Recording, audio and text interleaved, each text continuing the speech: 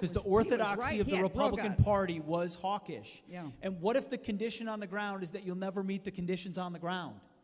And that's the question he raised, and that was a difficult stance to take. At the time, he knew he was going up against all the conventional wisdom. I mean, now, of course, everyone's come around to his way. He was going up against me and conventional wisdom at the time. So God bless President Trump. You know, one thing, your whole point about the military and what it did to our forces, you know, Congressman Gaetz, as I understand it, you represent probably the most number of veterans and military districts, and you do. You have veterans. Oh, you guys are going to fight over this now? I think I've got the most active duty. Oh, you I've got the most active duty. That's why you got the two of us. Oh, yeah. Okay, so I thought everybody retired to Florida. When they're wearing the uniform, not to Colorado? They're in my area, but Doug's got more veterans. But I tell you, KT, that informs my perspective on foreign policy. Pete's perspective is informed by going downrange and forming that band of brothers, that unity, that common sense of purpose, and that's a critically important perspective. My whole life, I have seen the impact of these forever wars in the faces of the people I love most in Northwest Florida. I've seen the parenting interrupted. I've seen the marriages destroyed. I've seen the drug abuse, the suicide, the trauma to children. And I have started to wonder whether some of these places are worth it. And I do not think they are. I don't know what the hell we are trying to win in Syria. You know, we were promised peace through strength, but with Obama and with Bush, we got war without winning. And it is my perspective, it is my belief that oftentimes we are engaged in conflicts and these low-yield wars, not to win them, but to stay in a state of perpetual war. A way to enrich defense contractors, a way to ensure that lobbyists get more powerful, that politicians get reelected. Often the neoconservatives wrap themselves in the flag, but there's nothing inside. Because there is nothing patriotic or courageous about sending America's best, about sending our treasure, about spilling our blood in these distant lands that many Americans couldn't point to on a map. And there's no out. You know, Bush and Cheney were called cowboys for their adventurism abroad, but that is a slur to cowboys. Real cowboys understand how to be judicious and temperate.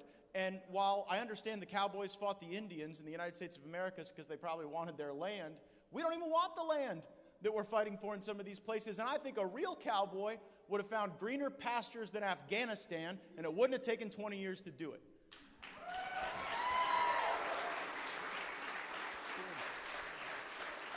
Really well done.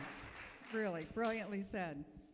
Now, I want to turn to my son's congressman and ask you about, it looks like China's in charge, back in the Middle East, potentially at war in the Middle East. Oh, by the way, the Europeans haven't even gotten to them yet. Angela Merkel, the German chancellor, she's already cut a European Union trade deal with China, and she's just said to Russia, we want to be dependent on your natural gas. Oh, but we have to have 35,000 troops in Germany. Oh, yeah, and guess what? Now, I think this is an issue where Doug and I disagree, and so you make it a little pay sporty up and here. Biden's put him back in. But, I mean, when Donald Trump said, you know what, we could probably hold Germany with 25,000 troops instead of 35,000 troops, and he wanted to bring those folks home, the House Armed Services Committee, with a bipartisan majority, with Doug and I voting on different sides, took action to make it harder for Donald Trump to bring troops home from Germany. And the answer when we said, well, what, are we trying to, stop the Russians from invading? The point that was made was your point, KT, is that the Germans are buying energy from the Russians. It's unlikely that someone is going to invade their own customer.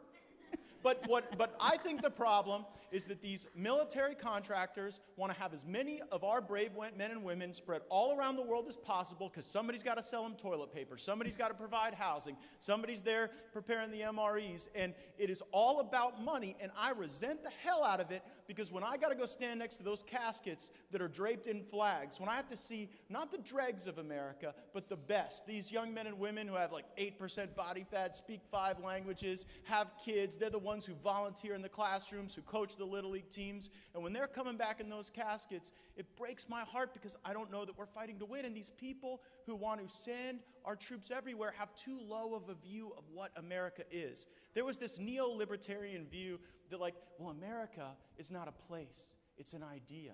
Nonsense. This is our home. This is a place. And if you think that you can replicate America in the deserts of the Middle East, you are seeing a mirage in that desert. You cannot build democracies out of blood and sand and Arab militias.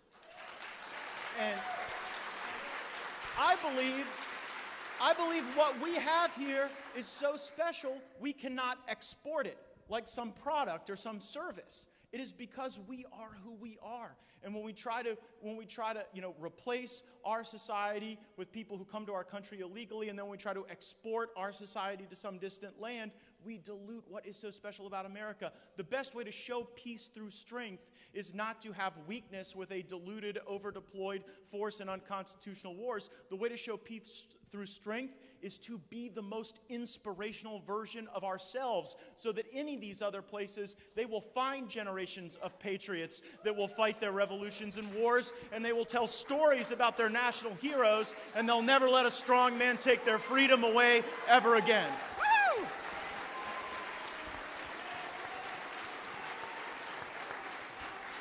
Can I just ask one? Are you old enough to run for president yet? No. I got a presidential candidate in 2024, and he is a Florida man.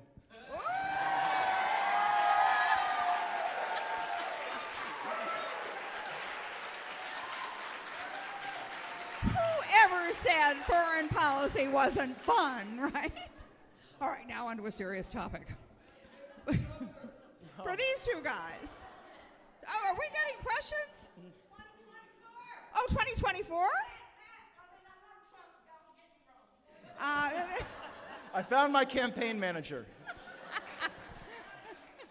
Well, who's your finance director? Is that person here too? Okay, I want to turn back to these two guys, and we're going to get to questions. Pete makes a point, though, that, look, I think all that stuff China's doing with the Uyghurs and Hong Kong is terrible, but let's start telling the truth, like Pete did, about our own American businesses. When you got Microsoft, Oracle, Google setting up AI centers in China, which we know is just a backdoor for the Chinese to be able to access our systems, like Doug said, we have these America-last companies, and I think with the rest of the world, it hurts our credibility to lecture on the Uyghurs and on Hong Kong when we haven't done enough to ensure that we aren't contributing to this. Technology is something that the Chinese have used to make totalitarianism more efficient, and we should take note of that here. Because this Chinese social credit score that we see with the fusing of big government and big tech is something that just strikes me as eerily similar to what we see with the cancel culture and big tech and all the Facebook and Amazon and Google executives going to work in the Biden White House. And it's